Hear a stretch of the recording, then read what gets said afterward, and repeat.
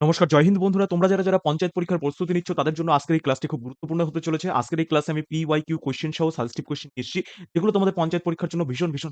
তাহলে চলো আজকের ভিডিওটি শুরু করা যাক। আজকের আমাদের প্রথম প্রশ্নটি হচ্ছে, ভারতে পঞ্চায়েত রাজ ব্যবস্থা কয়টি স্তরে রয়েছে? ভারতে পঞ্চায়েত রাজ ব্যবস্থা কয়টি স্তরে রয়েছে? সেটি হয়ে যাবে ৩ টি স্তরে রয়েছে। মনে রাখবে, ভারতে পঞ্চায়েত রাজ ব্যবস্থা ৩ টি স্তরে রয়েছে। পরবর্তী প্রশ্নটি হচ্ছে, পশ্চিমবঙ্গে ত্রিস্তরীয় পঞ্চায়েত ব্যবস্থা কবে চালু হয়েছিল? পশ্চিমবঙ্গে ত্রিস্তরীয় পঞ্চায়েত ব্যবস্থা কবে চালু হয়েছিল? এটি হয়ে যাবে ১৯৭৮ সালে। তাহলে ১৯৭৮ সালে কিন্তু পঞ্চায়েতের যে ত্রিস্তরীয় ব্যবস্থা সেটি চালু হয়েছিল। পরবর্তী প্রশ্নটি হচ্ছে, গ্রাম পঞ্চায়েত প্রধান কে? গ্রাম পঞ্চায়েতের প্রধান কে? তিনি হয়ে যাবেন প্রধান। তাহলে গ্রাম পঞ্চায়েতের প্রধান কে? তিনি প্রধানই। পরবর্তী প্রশ্নটি হচ্ছে, পঞ্চায়েত সমিতির প্রধান প্রশাসক কে? পঞ্চায়েত সমিতির প্রধান প্রশাসক কে? তিনি হয়ে যাবেন আমাদের বিডিও সাহেব। তাহলে বিডিও বা ব্লক ডেভেলপমেন্ট অফিসার, তিনিই কিন্তু পঞ্চায়েত সমিতির প্রধান। পরবর্তী প্রশ্নটি হচ্ছে, জেলা পরিষদের প্রশাসনিক প্রধান কে? জেলা পরিষদের প্রশাসনিক প্রধান কে? তিনি হয়ে যাবেন সভাপতি। তাহলে জেলা পরিষদের প্রশাসনিক প্রধান হচ্ছেন সভাপতি। পশ্চিমবঙ্গের প্রথম মুখ্যমন্ত্রী কে ছিলেন? পশ্চিমবঙ্গের প্রথম মুখ্যমন্ত্রী ছিলেন প্রফুল্লচন্দ্র ঘোষ। তাহলে মনে রাখবে, প্রফুল্লচন্দ্র ঘোষ কিন্তু পশ্চিমবঙ্গের প্রথম মুখ্যমন্ত্রী ছিলেন। পশ্চিমবঙ্গের বর্তমান জাতীয় বৃক্ষ কোনটি? পশ্চিমবঙ্গের বর্তমান জাতীয় বৃক্ষ হচ্ছে ছাতিম। তাহলে এই ছাতিম গাছটি কিন্তু পশ্চিমবঙ্গের জাতীয় বৃক্ষ। পরবর্তী প্রশ্নটি হচ্ছে, পশ্চিমবঙ্গের কোন জেলায় নারী সাক্ষরতার হার সবথেকে বেশি? পশ্চিমবঙ্গের কোন জেলায় নারী সাক্ষরতার হার সবথেকে বেশি? সেটি হয়ে যাবে পূর্ব মেদিনীপুর। তাহলে পূর্ব মেদিনীপুরে কিন্তু মেয়েদের বা নারীদের সাক্ষরতার হার সর্ববৃহৎ বা সবথেকে বেশি। সুন্দরবনকে কবে ওয়ার্ল্ড হেরিটেজ সাইট হিসেবে ঘোষণা করা হয়? সুন্দরবনকে কবে ওয়ার্ল্ড হেরিটেজ সাইট হিসেবে ঘোষণা করা হয়? এটি কিন্তু ১৯৮৭ সালে। তাহলে ১৯৮৭ সালে কিন্তু সুন্দরবনকে ওয়ার্ল্ড হেরিটেজ সাইট হিসেবে ঘোষণা করা হয়।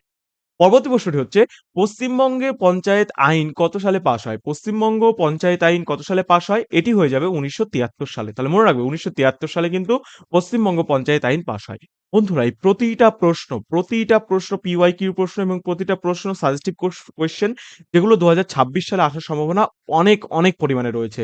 তাই অবশ্যই চ্যানেলটিকে সাবস্ক্রাইব করে এই ভিডিওটি সম্পূর্ণ দেখো, তাহলে কিন্তু তোমাদের আর পঞ্চায়েত পরীক্ষাতে কেউ আটকাতে পারবে না। পরবর্তী প্রশ্নটি হচ্ছে, কন্যাশ্রী প্রকল্প কবে চালু হয়? কন্যাশ্রী প্রকল্প কবে চালু হয়েছিল? সেটি হয়ে যাবে ২০১৩ সালে। তাহলে ২০১৩ সালে কিন্তু কন্যাশ্রী প্রকল্প চালু হয়েছিল। পরবর্তী প্রশ্নটি হচ্ছে, সবুজ সাথী প্রকল্পের মূল উদ্দেশ্য কি ছিল? সবুজ সাথী প্রকল্পের মূল উদ্দেশ্য কি ছিল? সেটি হয়ে যাবে, আমরা সকলেই জানি, সাইকেল প্রদান। তাহলে সাইকেল প্রদান কিন্তু আমাদের সবুজ সাথী কর্মসূচির মূল উদ্দেশ্য। পরবর্তী প্রশ্নটি হচ্ছে, পশ্চিমবঙ্গে কোন প্রকারের মাটি সবথেকে বেশি দেখা যায়? পশ্চিমবঙ্গে কোন প্রকারের মাটি সবথেকে বেশি দেখা যায়? সেটি হয়ে যাবে বালি মাটি। তাহলে বালি মাটি কিন্তু পশ্চিমবঙ্গে সবথেকে বেশি দেখা যায়। বক্সা টাইগার রিজার্ভ বা বক্সা বাঘ প্রকল্প পশ্চিমবঙ্গের কোন জেলায় অবস্থিত? তাহলে বক্সা টাইগার রিজার্ভ পশ্চিমবঙ্গের কোন জেলায় অবস্থিত? এটি হয়ে যাবে আলিপুরদুয়ারে। তাহলে আলিপুরদুয়ারে কিন্তু বক্সা টাইগার রিজার্ভ অবস্থিত। পরবর্তী প্রশ্নটি হচ্ছে, ফারাক্কা বাঁধ কোন নদীর উপর নির্মিত হয়েছে? ফারাক্কা বাঁধ কোন নদীর উপর নির্মিত হয়েছে? সেটি কিন্তু হয়ে যাবে বন্ধুরা গঙ্গা নদী। তাহলে গঙ্গা নদীর উপরেই কিন্তু ফারাক্কা বাঁধটি নির্মিত হয়েছে। পরবর্তী প্রশ্নটি হচ্ছে, ইয়ং বেঙ্গল আন্দোলনের প্রণেতা কে ছিলেন? ইয়ং বেঙ্গল আন্দোলনের প্রণেতা কে ছিলেন?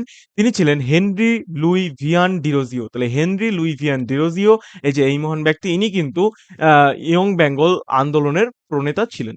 পরবর্তী প্রশ্নটি হচ্ছে, ভারতের প্রথম স্বাধীনতা যুদ্ধ কত সালে হয়েছিল? এটি কিন্তু ২০১৫ কোয়েশ্চেন বন্ধুরা। তাহলে ভারতের প্রথম প্রধান মানে ভারতের প্রথম স্বাধীনতা যুদ্ধ কত সালে হয়েছিল? সেটি হয়ে যাবে ১৮৫৭ সালে। তাহলে ১৮৫৭ সালে কিন্তু প্রথম স্বাধীনতার যুদ্ধ হয়েছিল। গীতগোবিন্দ রচনা কে করেন? গীতগোবিন্দ রচনা কে করেন? সেটি হয়ে যাবে জয়দেব। তাহলে এই যে সেই জয়দেব, এই মহান ব্যক্তি, তিনি কিন্তু গীতগোবিন্দ রচনা করেছিলেন। ভারতের রাজধানী কবে কলকাতা থেকে দিল্লিতে স্থানান্তরিত করা হয়? তাহলে ভারতের রাজধানী কবে কলকাতা থেকে দিল্লিতে স্থানান্তরিত করা হয়? সেটি হয়ে যাবে ১৯১১ সালে। গ্র্যান্ড ট্রাঙ্ক রোড কে নির্মাণ করেন? গ্র্যান্ড ট্রাঙ্ক রোড কে নির্মাণ করেন? সেটি হয়ে যাবে শেরশাহ। তাহলে শেরশাহ কিন্তু গ্র্যান্ড ট্রাঙ্ক রোড নির্মাণ করেছিলেন। দ্বীন-ই-ইলাহি কে প্রবর্তন করেন? দ্বীন-ই-ইলাহি কে প্রবর্তন করেন? সেটি হয়ে যাবে আকবর। তাহলে আকবর কিন্তু দ্বীন-ই-ইলাহি প্রবর্তন করেছিলেন। ভারতের নেপোলিয়ন কাকে বলা হয়? এটি কিন্তু ২০১৬, ২০১৮ কোয়েশ্চেন। ভারতের নেপোলিয়ন কাকে বলা হয়? সেটি আমরা সবাই জানি, সমুদ্রগুপ্তকে। তাহলে সমুদ্রগুপ্তকে কিন্তু ভারতের নেপোলিয়ন বলা হয়। বুদ্ধদেব কোথায় জন্মগ্রহণ করেন? বুদ্ধদেব কোথায় জন্মগ্রহণ করেন? সেটি হয়ে যাবে লুম্বিনী। তাহলে বুদ্ধদেব কিন্তু লুম্বিনীতে জন্মগ্রহণ করেছিলেন। পরবর্তী প্রশ্নটি হচ্ছে, হরিয়ক বংশের প্রতিষ্ঠাতা কে? হরিয়ক বংশের প্রতিষ্ঠাতা হলেন বিম্বিসার। তাহলে বিম্বিসার কিন্তু হরিয়ক বংশকে প্রতিষ্ঠিত করেছেন। পরবর্তী প্রশ্নটি হচ্ছে, তমলুক ন্যাশনাল গভর্নমেন্ট, তমলুক জাতীয় সরকার কবে গঠিত হয়েছিল? তমলুক ন্যাশনাল গভর্নমেন্ট কিন্তু গঠিত হয়েছিল ১৯৪২ সালে। তাহলে মনে রাখবে ১৯৪২ সালে কিন্তু তমলুক ন্যাশনাল গভর্নমেন্ট প্রতিষ্ঠিত হয়েছিল। ইন্ডিয়ান রিপাবলিকান আর্মি কে প্রতিষ্ঠা করেন? ইন্ডিয়ান রিপাবলিকান আর্মি কে প্রতিষ্ঠা করেন? সেটি হয়ে যাবে সূর্য সেন। তাহলে সূর্য সেন কিন্তু বন্ধুরা ইন্ডিয়ান রিপাবলিকান আর্মি প্রতিষ্ঠা করেছিলেন। সারে জাহাঁ সে আচ্ছা হিন্দুস্তিতা হামারা, এই গানটি কে রচনা করেন? তাহলে সারে জাহাঁ সে আচ্ছা গানটি রচনা কে করেছিলেন? তিনি হয়ে যাবেন মোহাম্মদ ইকবল। তাহলে মোহাম্মদ ইকবল কিন্তু সারে জাহাঁ সে আচ্ছা গানটি রচনা করেছিলেন। সাঁওতাল বিদ্রোহ কবে শুরু হয়েছিল? সাঁওতাল বিদ্রোহ কিন্তু ১৮৫৫ সালে শুরু হয়েছিল। পরবর্তী প্রশ্নটি হচ্ছে ফরওয়ার্ড ব্লক কে প্রতিষ্ঠা করেন? ফরওয়ার্ড ব্লক প্রতিষ্ঠা করেন নেতাজি সুভাষচন্দ্র বোস। তাহলে বন্ধুরা নেতাজি সুভাষচন্দ্র বোস কিন্তু ফরওয়ার্ড ব্লক প্রতিষ্ঠা করেছিলেন। মহাত্মা গান্ধী কবে ডান্ডি অভিযান শুরু করেন? মহাত্মা গান্ধী কবে ডান্ডি অভিযান শুরু করেন? সেটি হয়ে যাবে ১৯৩০ সালে। মনে রাখবে ১৯৩০ সালে কিন্তু মহাত্মা গান্ধী তিনি ডান্ডি অভিযান শুরু করেছিলেন। পরবর্তী প্রশ্নটি হচ্ছে ভারতের উচ্চতম শৃঙ্গ কোনটি? ভারতের উচ্চতম শৃঙ্গ কোনটি? সেটি হয়ে যাবে গডিন অস্টিন বা K2। তাহলে ভারতের উচ্চতম শৃঙ্গ হচ্ছে গডিন অস্টিন বা K2। পরবর্তী প্রশ্নটি হচ্ছে কর্কট ক্রান্তি রেখা ভারতের কয়টি রাজ্যের উপর দিয়ে গেছে? কর্কট ক্রান্তি রেখা কিন্তু ভারতের ৮টি রাজ্যের উপর দিয়ে গেছে। মনে রাখবে ৮টি রাজ্যের উপর দিয়ে কিন্তু এই কর্কট ক্রান্তি রেখাটি গেছে। পরবর্তী প্রশ্নটি হচ্ছে ভারতের দীর্ঘতম নদী কোনটি? ভারতের দীর্ঘতম নদী হচ্ছে গঙ্গা। মনে রাখবে ভারতের দীর্ঘতম নদী হচ্ছে গঙ্গা। পরবর্তী প্রশ্নটি হচ্ছে সবুজ বিপ্লব কিসের সাথে সম্পর্কিত? সবুজ বিপ্লব কিন্তু খাদ্যশস্য উৎপাদনের সাথে সম্পর্কিত। মনে রাখবে সবুজ বিপ্লব বা গ্রিন রেভলিউশন এটি কিন্তু খাদ্যশস্য উৎপাদনের সাথে সম্পর্কিত। শ্বেত বিপ্লব বা হোয়াইট রেভলিউশন কিসের সাথে সম্পর্কিত? শ্বেত বিপ্লব কিন্তু বন্ধুরা দুধ উৎপাদনের সাথে সম্পর্কিত। মনে রাখবে শ্বেত বিপ্লব মানে শ্বেত মানে হচ্ছে সাদা আর দুধের রঙ হয় সাদা, তাই শ্বেত মানেই দুধ বিপ্লব। পরবর্তী প্রশ্নটি হচ্ছে ভারতের কোন রাজ্যে সবথেকে বেশি কফি উৎপাদিত হয়? ভারতের কোন রাজ্যে সবথেকে বেশি কফি উৎপাদিত হয়? সেটি হয়ে যাবে কর্ণাটক। তাহলে কর্ণাটকে কিন্তু সবথেকে বেশি কফি উৎপাদিত হয়। ভারতের দীর্ঘতম বাঁধ কোনটি? ভারতের দীর্ঘতম বাঁধ কোনটি? সেটি হয়ে যাবে বন্ধুরা হীরাকুদ বাঁধ। তাহলে হীরাকুদ বাঁধ কিন্তু ভারতের দীর্ঘতম নদী বাঁধ।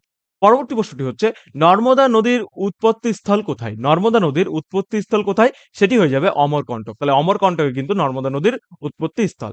সিয়াচেন হিমবাহ কোথায় অবস্থিত? সিয়াচেন হিমবাহ হচ্ছে কারাকোরাম পর্বতমালায় অবস্থিত। তো সিয়াচেন হিমবাহ হচ্ছে কারাকোরাম পর্বতমালায় অবস্থিত। ভারতের বৃহত্তম কেন্দ্রশাসিত অঞ্চল কোনটি? ভারতের বৃহত্তম কেন্দ্রশাসিত অঞ্চল হয়ে যাবে বন্ধুরা লাদাখ। পরবর্তী প্রশ্নটি হচ্ছে ভারতের বৃহত্তম রাজ্য কোনটি? ভারতের বৃহত্তম রাজ্য কিন্তু রাজস্থান। তাহলে ভারতের বৃহত্তম রাজ্য হচ্ছে রাজস্থান। পরবর্তী প্রশ্নটি হচ্ছে ম্যানগ্রোভ অরণ্য ভারতের কোথায় সবথেকে বেশি দেখা যায়? ম্যানগ্রোভ অরণ্য ভারতের কোথায় সবথেকে বেশি দেখা যায়? সেটি হয়ে যাবে বন্ধুরা সুন্দরবনে। তাহলে সুন্দরবনে কিন্তু ম্যানগ্রোভ অরণ্য সবথেকে বেশি দেখতে পাওয়া যায়। ডুরান্ড লাইন কোন দেশের সীমানা নির্ধারণ করে? ডুরান্ড লাইন কিন্তু ভারত আর আফগানিস্তানের সীমানা নির্ধারণ করে। এই যে তোমরা ফটোতে যে লাল রঙের দাগটি দেখতে পাচ্ছ, এটাই কিন্তু অ্যাকচুয়াল ডুরান্ড লাইন আর এটি কিন্তু আফগানিস্তান আর পাকিস্তান এই দুটি দেশের সীমানা নির্ধারণ করে। পরবর্তী প্রশ্নটি হচ্ছে ভারতের প্রথম পঞ্চবার্ষিকী পরিকল্পনা কবে শুরু হয়েছিল? ভারতের প্রথম পঞ্চবার্ষিকী পরিকল্পনা কিন্তু ১৯৫১ সালে শুরু হয়েছিল। পরবর্তী প্রশ্নটি হচ্ছে নীতি আয়োগ কবে গঠিত হয়? নীতি আয়োগ কবে গঠিত হয়? সেটি হয়ে যাবে বন্ধুরা ২০১৫ সালে। তাহলে ২০১৫ সালে কিন্তু নীতি আয়োগ গঠিত হয়েছিল। মানুষের শরীরে মোট কত জোড়া ক্রোমোজোম থাকে? বন্ধুরা এই যে এক্স রঙের এক্স আকারের যেটি তোমরা দেখতে পাচ্ছ, এটিই কিন্তু বন্ধুরা ক্রোমোজোম। তাহলে মানুষের দেহে কত জোড়া ক্রোমোজোম থাকে? সেটি হয়ে যাবে বন্ধুরা ২৩ জোড়া। পরবর্তী প্রশ্নটি হচ্ছে লালা রসে কোন উৎসেচক থাকে? লালা রসে কিন্তু বন্ধুরা টায়ালিন নামক উৎসেচক থাকে। তাহলে লালা রসে টায়ালিন নামক উৎসেচক থাকে। পরবর্তী প্রশ্নটি হচ্ছে স্কারভি রোগ কোন ভিটামিনের অভাবে হয়? স্কারভি রোগ কিন্তু বন্ধুরা ভিটামিন সি এর অভাবে মনে রাখবে স্কারভি রোগ কিন্তু ভিটামিন সি এর অভাবে হয়। সবচেয়ে হালকা গ্যাস কোনটি? সবথেকে হালকা গ্যাস হচ্ছে H2। H2 মানে কি? H2 মানে হচ্ছে হাইড্রোজেন। তাহলে সবথেকে হালকা গ্যাস কোনটি? সেটি হয়ে যাচ্ছে হাইড্রোজেন। সাধারণ লবণের রাসায়নিক নাম কি? সাধারণ লবণের রাসায়নিক নাম হচ্ছে বন্ধুরা সোডিয়াম ক্লোরাইড। মনে রাখবে সাধারণ লবণের রাসায়নিক নাম হচ্ছে সোডিয়াম ক্লোরাইড। পরবর্তী প্রশ্নটি হচ্ছে আলোর বেগ প্রতি সেকেন্ডে কত হয়? আলোর বেগ কিন্তু প্রতি সেকেন্ডে ৩ লক্ষ কিলোমিটার পার সেকেন্ড। তাহলে ৩ লক্ষ কিলোমিটার কিন্তু ১ সেকেন্ডে আলো ডিসট্যান্স কভার করে। জারণের প্রক্রিয়া কি ঘটে? জারণ প্রক্রিয়াতে কি ঘটে? জারণ প্রক্রিয়াতে কিন্তু বন্ধুরা ইলেকট্রন বর্জন ঘটে। তাহলে জারণ প্রক্রিয়াতে কিন্তু ইলেকট্রন বর্জন ঘটে।